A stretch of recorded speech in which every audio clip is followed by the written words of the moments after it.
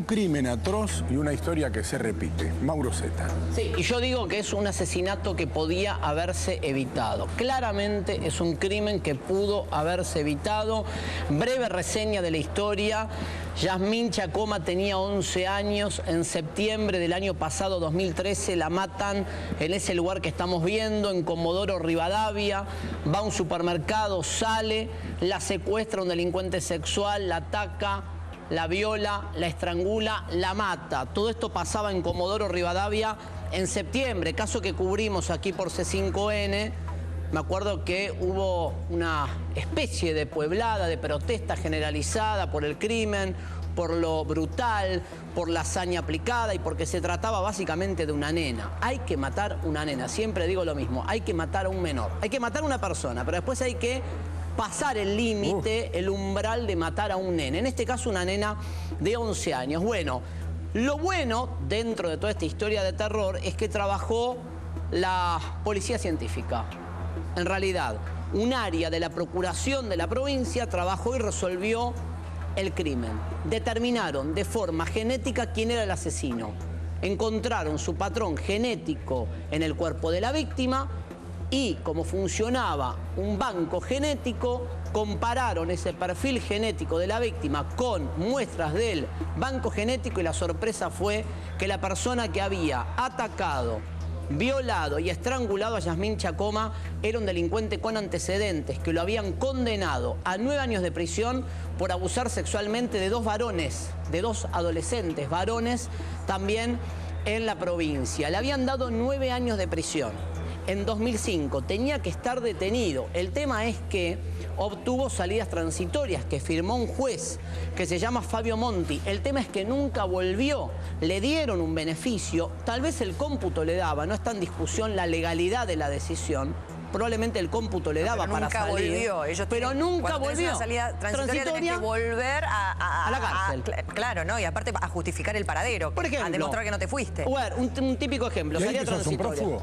Quedó prófugo, quedó rebelde. Eso es un prófugo. Es un prófugo. Estaba rebelde de la justicia porque no había vuelto de la salida transitoria. Y en ese lapso, en marzo, le firman la salida transitoria, en marzo del año pasado. En ese contexto, aprovechando la salida transitoria, lo que hizo este hombre, vamos a dar el nombre, porque hasta ahora no dimos el nombre del asesino, Miguel Ángel Pailialaf. Miguel Ángel Pailialaf, aprovechando la salida transitoria, la encontró a Yasmín a la salida de un supermercado, la atacó, la violó y la mató. Con un detalle, estamos en presencia de un delincuente sexual serial. Primero para discutir de arranque si tenía que estar libre o no. Y además, digo, en esto siempre el mismo debate. ¿Están obligados los jueces a dar la salida transitoria? Pueden decir no, con argumentos. Supóngase, no me cierra el informe psiquiátrico, no me cierra el psicológico, lo valoro a mi criterio, lo dejo adentro porque estoy en presencia de un delincuente sexual. Y ya de por sí te digo, comprobando el abuso o la violación de 2 menores, su condena fue de 9 años. 9 años. 9 años. Ya tenía 9 años por abuso. Tenía una condena, decir, pero esperá. Para algunos hasta es corta esa condena. Pero algo peor te digo, Guille. Vamos a partir de ese presupuesto. ¿Es corta la condena que le dieron? ¿Querés un dato más? Sí. Tenía otra condena anterior a 6 años por un delito de robo, no por delito ¿Cómo es que le habilitan una salida transitoria? 6 por robo, 9 por abuso. Le dieron la salida transitoria. Insisto, legalmente, cuando vos cumplís determinado tiempo en prisión, podés pedir la salida transitoria. Es un cálculo, un cómputo que le va a todos los presos por igual. Ahora, se ajusta no están obligados a decir que sí los jueces. Muchos jueces te dicen, si digo que no, me caen encima y me denuncian. Pero si quieren pueden decir que no. Tienen herramientas para decir que no. Miren. Si hubieran dicho que no, Yasmín estaría viva. Claro, pero ¿qué te dicen muchos? Si hubieran dicho que no, Yasmín estaría viva. Probablemente cumplía la condena, la terminaba de cumplir adentro en 2014, ahora salía y mataba también. Bueno, es un escenario posible. Pero se evitaba el crimen de Yasmín. Hubiera cumplido su condena. Bien. Claro, además. ¿Por qué digo que es un delincuente serial? ¿Por qué digo que es un abusador sexual serial? Miren esto. Todos los casos que cometió, los 2 varones de los que abusó de varones en 2005, y en el caso de Yasmín, tienen detalles, características que son muy parecidas en la forma de ataque. A ver. Por ejemplo, En el caso de una de las víctimas varones, 2005, 15 años tenía el varón abusado, lo atacó cuando salía a un supermercado. A Yasmín la ataca cuando salía a un supermercado. Creo que está por ahí la captura de una cámara de seguridad. Un ataque y no un abuso, un ataque. En el pibe, en el adolescente, el varón lo abusó, no lo mató. A Yasmín la termina matando después de violarla, en el mismo acto criminal. Pero digo, la mecánica era, en un caso, al salir del supermercado, 15 años, varón. En el caso de Yasmín, la engancha cuando sale del supermercado y la termina matando. Son coincidencias. El horario de los ataques. A la otra víctima, recuerden, había 2 varones antes de que mate a Yasmín. Los ataques ocurren siempre en el mismo horario, entre las 21 y las 22.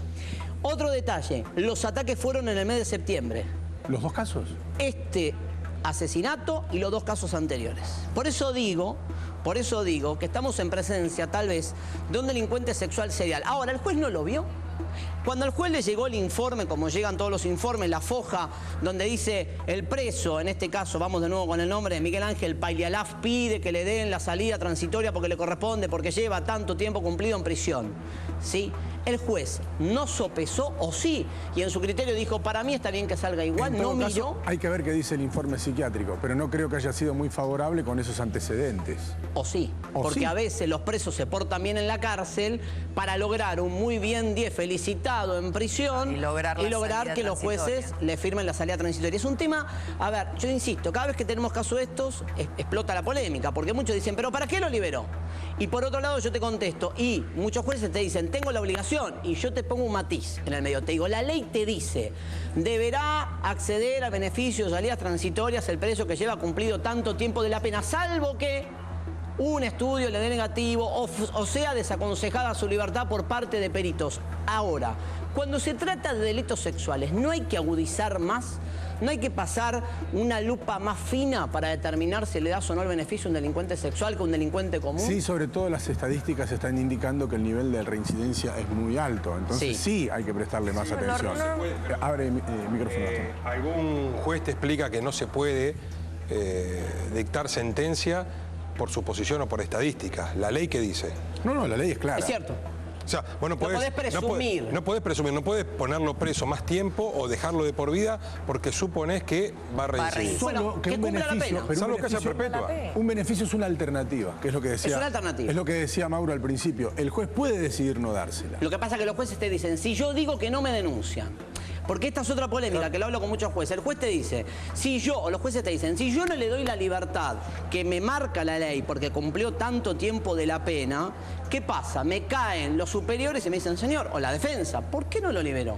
Si acá la ley marca que cumplió los 2/3 de la pena, tiene derecho a la condicional. Un ejemplo, ¿por qué no lo libera?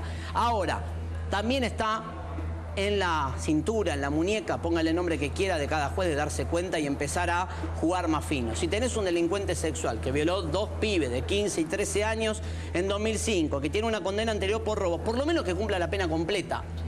Subo la apuesta. Y si cambiamos la norma, los presos se me ofenden, muchos que conozco, cuando yo tiro este tipo de argumentos, porque se les terminarían este tipo de derechos, dicen ellos, que está bien, que el preso te dice son derechos para ellos, porque así están instalados en la normativa, son derechos. Y muchos presos se enojan cuando yo digo... Pero, por ejemplo, ¿dónde quedan los derechos de Yasmín? En ningún lado. Ahí, bueno, claro, la mataron. Entonces, muchos jueces te dicen, yo digo, para contrarrestar esto y que no haya polémica de este tipo y que quede al arbitrio de cada juez, está aquel que se ponga duro y digo, no lo libero, por más que me caigan encima con un garrote de los superiores o la defensa y me haga un juicio político.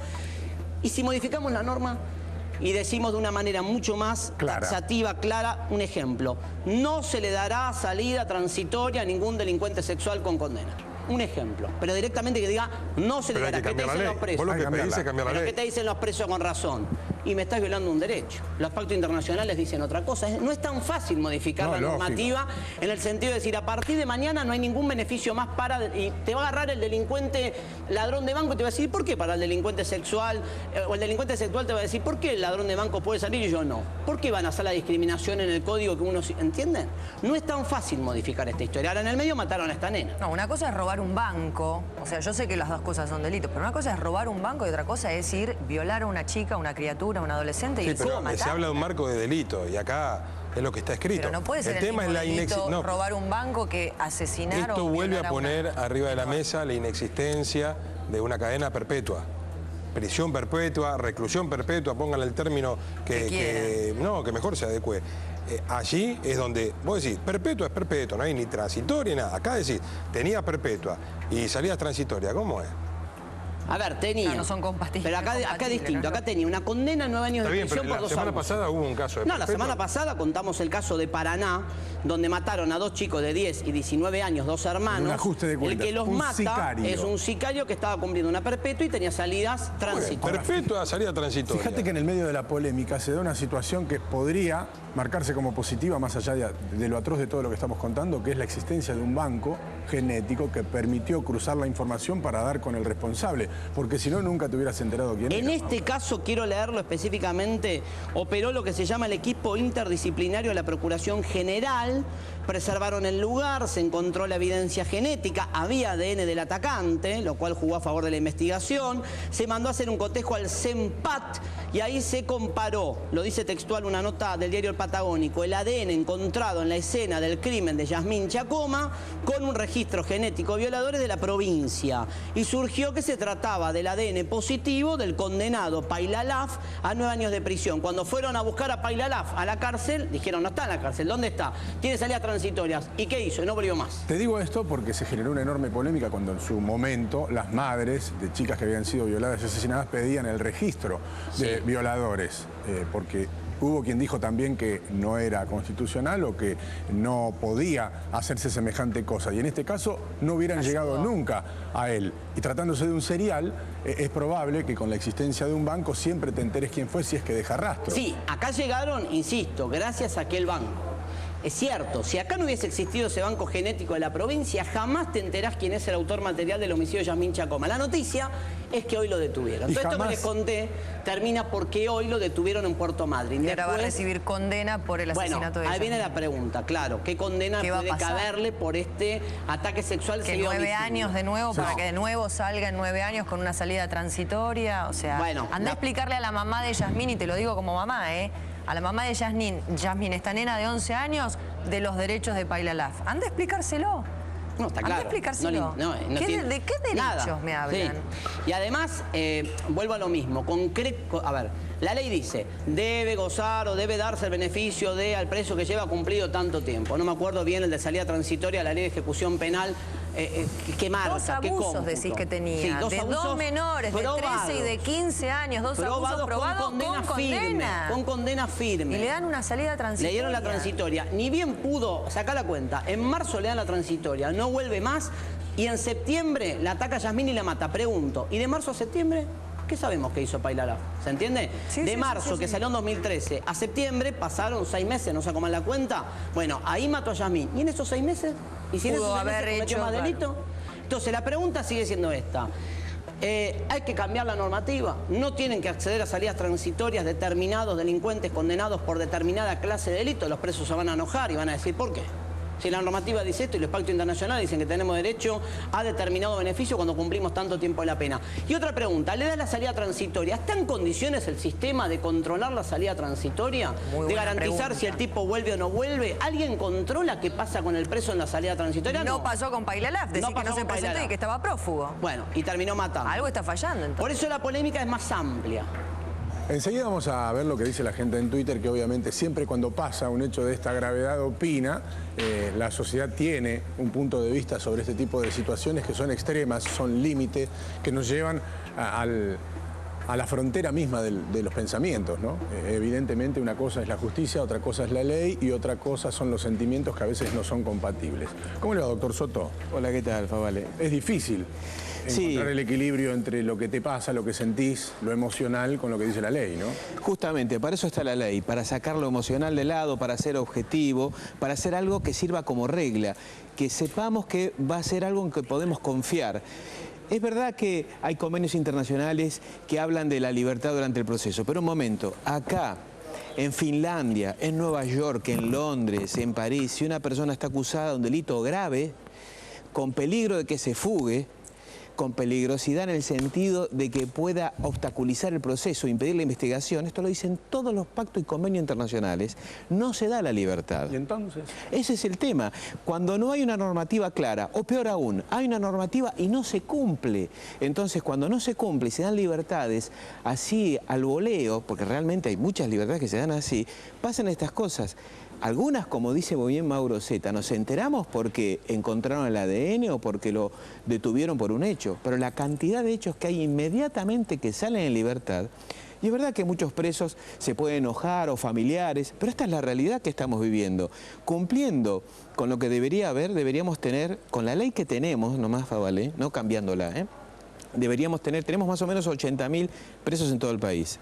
Debería haber, cumpliendo la ley, no estoy diciendo tiene que haber esta cantidad. No. Cumpliendo con la ley, como se cumple en otros países, con la misma proporción, cerca de aproximadamente entre 300.000 y 500.000 personas presas. O sea que hay 300.000 personas que deberían estar todavía encerradas que con algún beneficio están caminando por la calle, más o menos.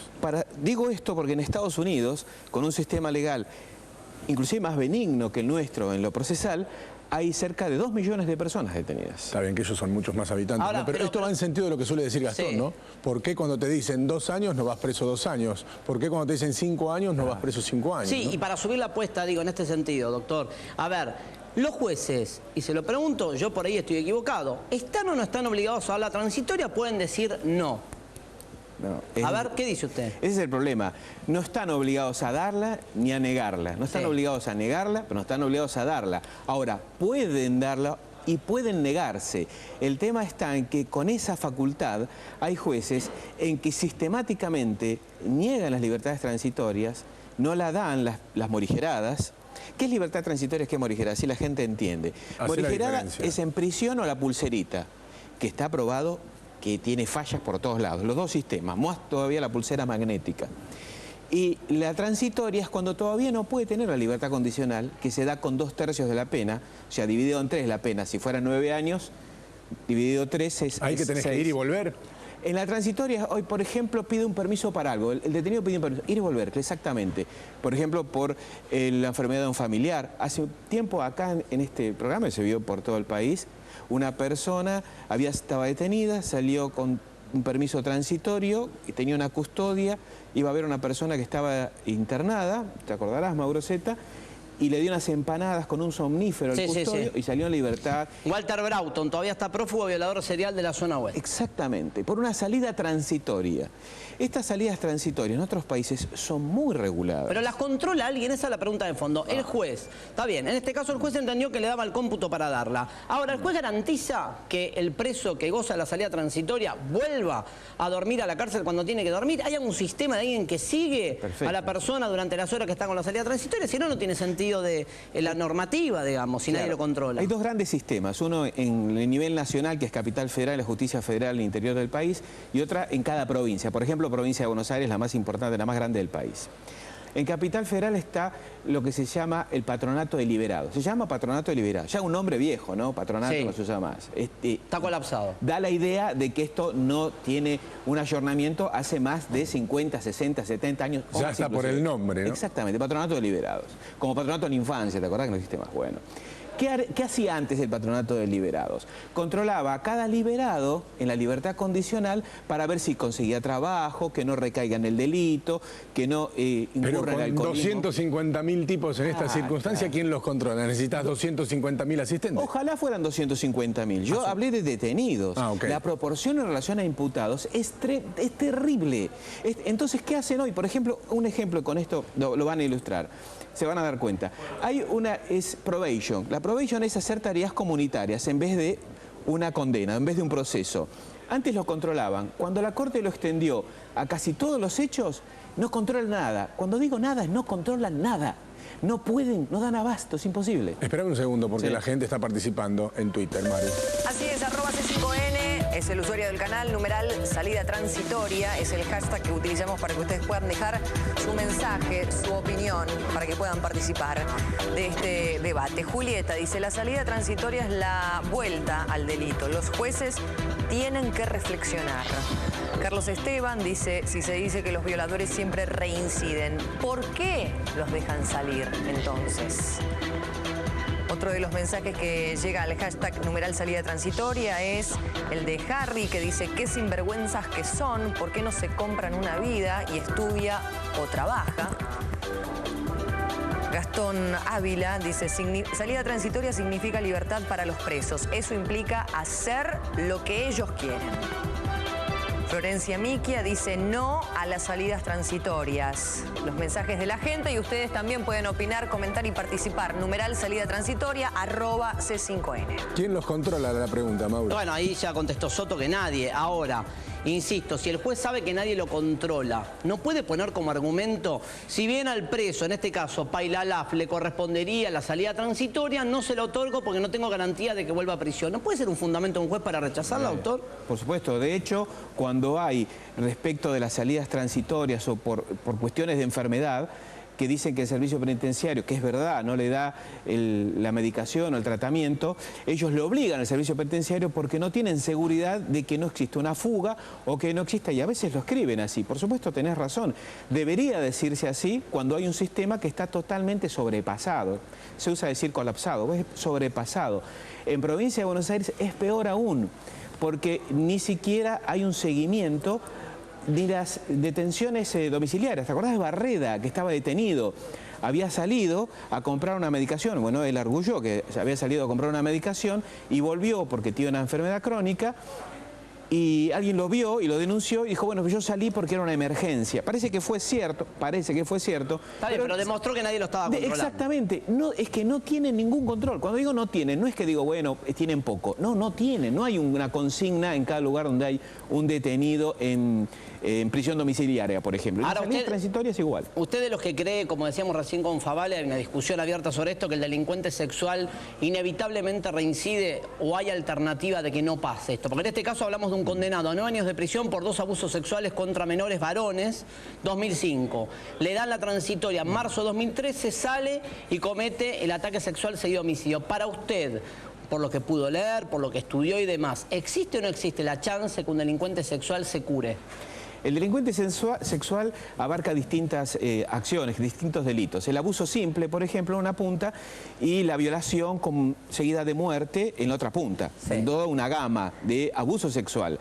En lo que es abuso sexual simple, el toqueteo, el más leve, un beso, una tocada en la cola, por ejemplo. Sí. No lo estoy minimizando, estoy diciendo eso es delito. Claro, está en la otra punta de la violación de menores, de mayores y seguida de muerte. En el extremo, estamos hablando claramente de un psicópata. ¿Qué es un psicópata? Alguien que no siente nada, que no le importa al otro y que no tiene cura en ese ámbito, en ese extremo. Lo dicen todos los expertos. Vos conocés muy bien a Torres, es un especialista en Argentina, sí. Escribió mucho sobre esto, pero todos los autores lo dicen acá en todo el mundo, que no tiene posibilidad de reincidir, de sanar. O sea, la reincidencia es altísima. Tanto es así que en Estados Unidos se discutió la esterilización de estos delincuentes. Esto que estoy diciendo es más que polémico, pero esto existió en algunos lugares donde voluntariamente ellos aceptaban no esterilizarse, perdón, anestesiarse, digamos, anularse sexualmente. Sí, pero como todo funciona desde acá.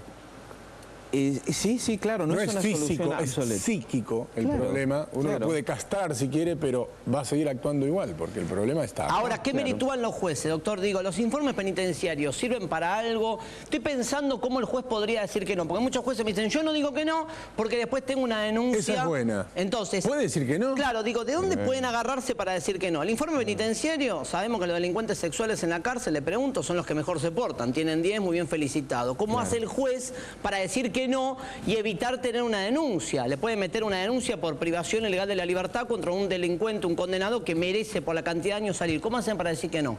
Hay un ejemplo claro y viviente, que es Robledo Puch, el detenido hoy más antiguo del país, donde sistemáticamente le niegas la salida transitoria y la libertad condicional. Es buen ejemplo, Mauro. Sí, pero porque ahí ningún juez quiere correr el riesgo de firmarle un beneficio que ya se merece hace más de 20 años. Pero ahí pasa al revés.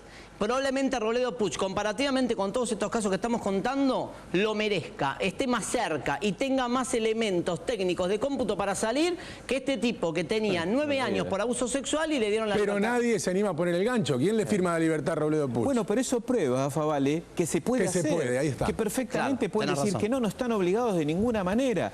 Lo que pasa es que hay una tendencia a dar la libertad condicional. Ahora bien, respecto a los informes, dijiste vos. Sí, ¿cómo se hace? En la cárcel, los presos, las personas que van presas, porque los presos no dejan de ser personas por estar presos, esto que es una obviedad, hay que decirlo, aprenden a ser buenos presos. Si cualquiera que está en la calle, cualquiera que está viendo la tele, cualquier persona común y corriente cae presa, enseguida va a tratar de adaptarse al sistema, porque no le queda más remedio. Entonces se aprende a ser buen preso. Y los hábiles, los gratas, los que son presos viejos, saben muy bien adaptarse al sistema. ¿Y el delincuente sexual?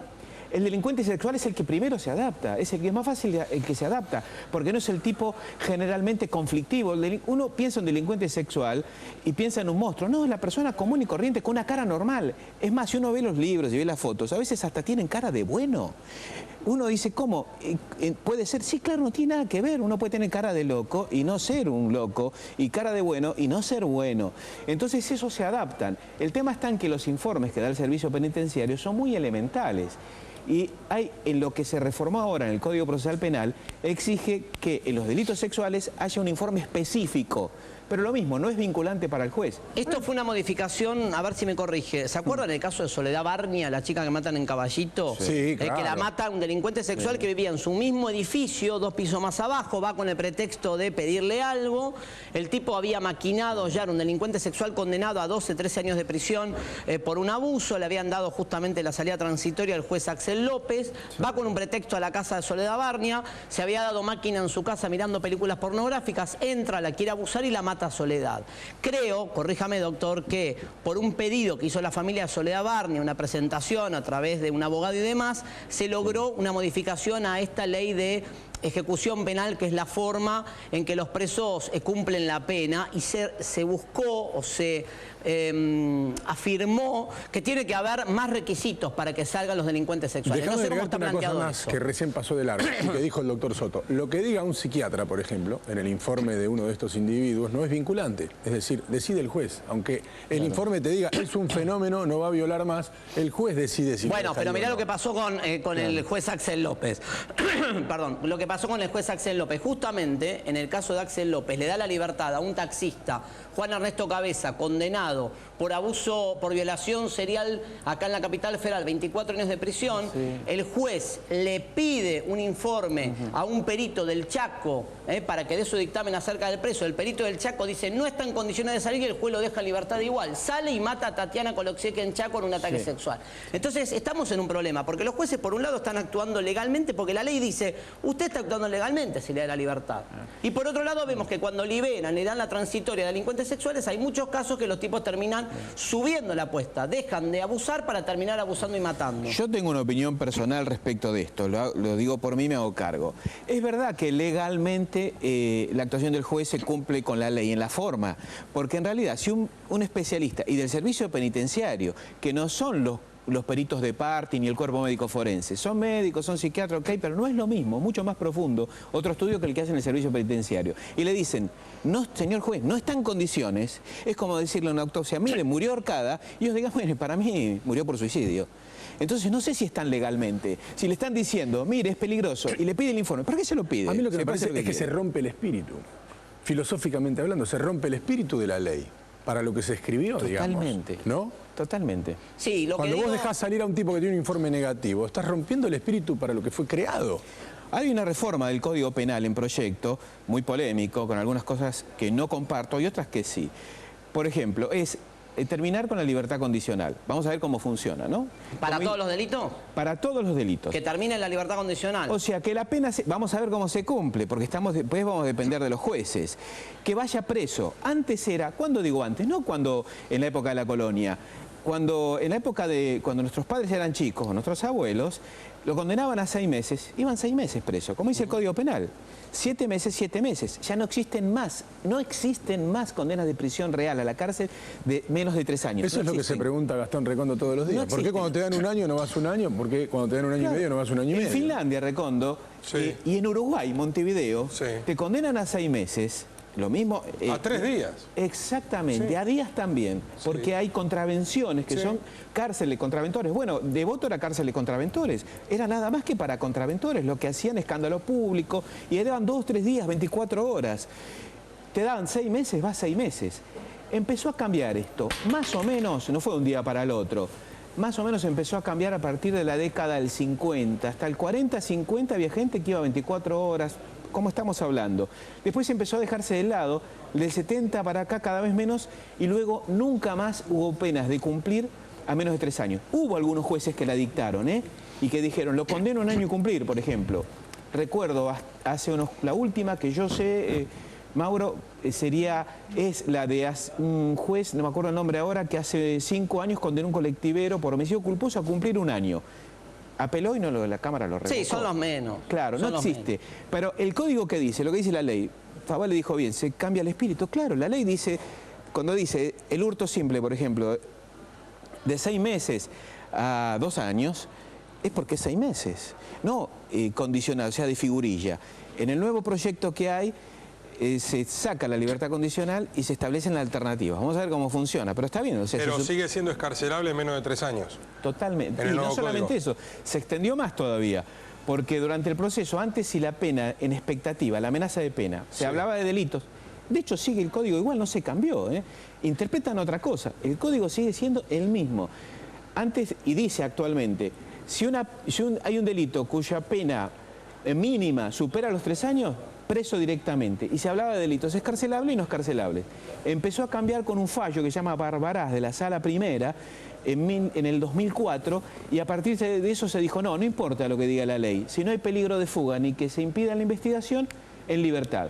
Y ahí empezó a salir todo el mundo. Prendida la gente en Twitter, Maru. Sí, @C5N, numeral salida transitoria, dicen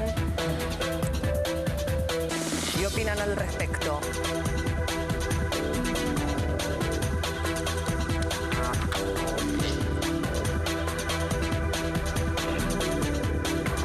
Farías dice, salidas transitorias. El problema no es ni la salida ni los presos, sino el sistema de corrección que hay en los penales. Tomen de ejemplo a los Estados Unidos, decía. Juan Pablo Morino dice, la salida transitoria debiera ser controlada, monitoreada. Dice, si no, propicia la reincidencia de asesinos y violadores. Lu Vega dice, ¿por qué un violador tiene más derechos que una niña? No debería existir la salida transitoria para ningún delincuente. No debería existir la salida transitoria para ningún delincuente. Miguel Ángel Moraes dice, salida transitoria, increíble, ¿no? Justicia para condenarlos y derechos humanos para liberarlos. Qué loco todo, dice, ¿qué hacer? Qué impotencia.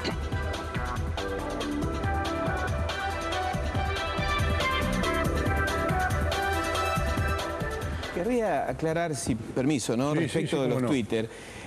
Hay un concepto muy equivocado de los derechos humanos para la gente, como recién ese Twitter decía, ¿cómo? ¿Por los derechos humanos? Los derechos humanos está perfecto, los derechos humanos son los derechos humanos, los que tenemos todos, los que tienen las personas. Recién dijimos, los presos son personas y por lo tanto tienen derechos humanos. Ahora, los policías son personas, los buzos son personas, los plomeros son personas, todos somos personas. Ahora bien, hubo un fallo, Mauro, que tiene una memoria increíble, se acordará, el portero que estuvo condenado por haber descuartizado a una chica y matarla. Sí, que no apareció el cadáver. En ese caso, la Cámara de Casación, que es el Tribunal Penal Máximo de Capital, dijo, los derechos humanos, es la primera vez que lo veo redactado así, son también de las víctimas, son de las personas, respecto de una cuestión que hubo de los derechos del imputado. Entonces, está bien respetar los derechos humanos, es lo correctísimo. No, acá, digamos, lo que estamos discutiendo es si hay o no una alternativa para que no le den la salida transitoria a un delincuente sexual. La pregunta es, subamos la apuesta, si este delincuente sexual no hubiese salido, Yasmín no hubiese sido asesinada. Tal vez, y esto te puede contestar un juez, te dice, cumple la pena completa, salía al año y terminaba matando y violando a otra persona igual. Es una posibilidad, pero la pregunta es, ¿no debieran agotar la pena determinados delincuentes por determinados delitos? Muchos presos van a decir, ¿y por qué? Si somos todos iguales ante la norma. Bueno, ahí está un poco planteada la polémica. Maru Fernández y una comunicación. Sí, estamos en contacto con Leonardo Rocha, él es periodista de Comodoro Rivadavia y por supuesto que estamos hablando del tema de Yasmín Chacoma. Leonardo Rocha, buenas tardes, te estamos saludando desde C5N de UNA. Preguntarte qué se conoce al respecto de este tema. Yo tengo entendido que hoy, más temprano a la mañana, el ministro de Seguridad de la provincia dijo que se tenía conocimiento de que... Pailalaf, gracias Mauro, estaba en Puerto Madryn. ¿Esto es así? ¿Qué tal? Buen día para vos, Mariela, para Guillermo y a toda la audiencia de UNA por C5N. Esto es así, Miguel Ángel Pailalaf estaba prófugo desde el año pasado, era el principal sospechoso de haber asesinado a Yasmín Chacoma, esta niña en realidad de 11 años, que allá por septiembre del 2013 fue a comprar a un supermercado de Comodoro Rivadavia, casi enfrente de la popular barriada donde vivía Yasmín Chacoma, el barrio 30 de octubre de Comodoro Rivadavia, más conocido como el barrio de las 1008. Después de 48 horas fue encontrado en un descampado su cuerpo brutalmente asesinada por el principal sospechoso, como fue el detenido hoy, Miguel Ángel Pailalaf, en Puerto Madryn, una localidad que está a casi 400 kilómetros de Comodoro Rivadavia. En un control de rutina fue identificado por la policía de Puerto Madryn Miguel Ángel Pailalaf totalmente cambiado, su fisonomía, de las fotos que habían circulado y los videos cuando salía de este supermercado de la mano con la joven Yasmín Chacoma de 11 años. Hoy el ministro de Seguridad hizo una conferencia de prensa al mediodía en Puerto Madryn para anunciar que Pailalaf está siendo trasladado hoy por la tarde a Comodoro Rivadavia. Leonardo, sí. Mauro se habla, ¿cómo le va? A ver, ¿tiene familia Pailalaf? ¿Está casado? ¿Tiene hijos? Cuéntanos un poco si sabe algo de la vida del asesino de Yasmín. No, la verdad que no tenemos ningún tipo de datos con respecto a cómo se desenvolvía Pailalaf y cómo estaba compuesta su familia o dónde estaba involucrado laboralmente. Sí sabemos que hay causas. Sí. Que tiene también hacia su persona también por presuntas violaciones, así que la causa, la carátula hoy del Ministerio Público Fiscal, que está a cargo de la fiscal Liliana Ferrari, fue del delito de homicidio, crímenes y cause previsto con prisión perpetua en caso de ser encontrado culpable de este homicidio. Todo esto va a ser trasladado hoy a Comodoro. Leonardo, en su momento, ¿cuánto tardó en saberse que era Pailalaf? ¿Cuánto tardó el estudio genético que se conoció en la provincia después de que la matan a Yasmín, cuando sale a la luz el estudio genético con el banco genético que se trataba de Pailalaf? ¿Desde hace cuánto se sabe que es el asesino? Aproximadamente desde diciembre del año pasado, el banco genético, como bien marcás, fue clave para determinar que fue el ADN de Pailalaf como principal sospechoso del homicidio de... O sea que a los 3 meses de que la habían matado, ya los expertos genéticos determinaron que era él. Y entonces estamos en lo correcto si decimos que funciona un banco genético en la provincia. Exactamente, Mauro. Y esta investigación que marchaba muy bien, que él estaba trabajando muy bien la justicia, como también la policía de la provincia, se vio de alguna manera embarrada por declaraciones cruzadas entre el procurador fiscal de la provincia de Chubut, Porras Hernández, quien dio increíblemente detalles públicos cuando estaba todo en forma secreta por el tipo de investigación, y ahí se perdió el rastro de Pailalaf porque estaban todas las pruebas, estaba el banco genético, se lo tenía identificado, y cuando hizo este tipo de declaraciones del Ministerio Público Fiscal, se escapó. Sí, es como que fue algo muy llamativo estas declaraciones del procurador por la manera en que se estaba manejando la investigación. Y a partir de allí la causa parecía enfriarse, no hubo más pistas y casi ya son alrededor de 5 o 6 meses aproximadamente. Bien, ¿y cuánto? A ver, una vez que se ordena la detención se ordena en diciembre, lo detienen ahora. ¿Se supo, o por lo menos se informó, que pasó todo este tiempo con Pailalaf, dónde se escondió, la policía lo tenía cerca? Porque lo terminan, por lo que vos contás, deteniendo de casualidad. Sí, la primera información que llega a la policía de Puerto Madryn es de un control de rutina. Después el ministro de Seguridad y el gobierno de la provincia da información de lo que se lo venía siguiendo, persiguiendo y que se lo tenía identificado hace un mes. Ahí también hay una contradicción, porque si se lo tenía identificado, ¿por qué no se lo detiene hace un mes y no en un control de rutina, ¿no? Ahora, el juez que le dio las salidas transitorias, ¿en algún momento dio alguna entrevista explicando por qué le había dado la salida transitoria al juez Fabio Monti? No. Nunca habló del tema. Hasta el momento no tenemos declaraciones del juez, por lo menos acá en los medios de Comodoro Rivadavia.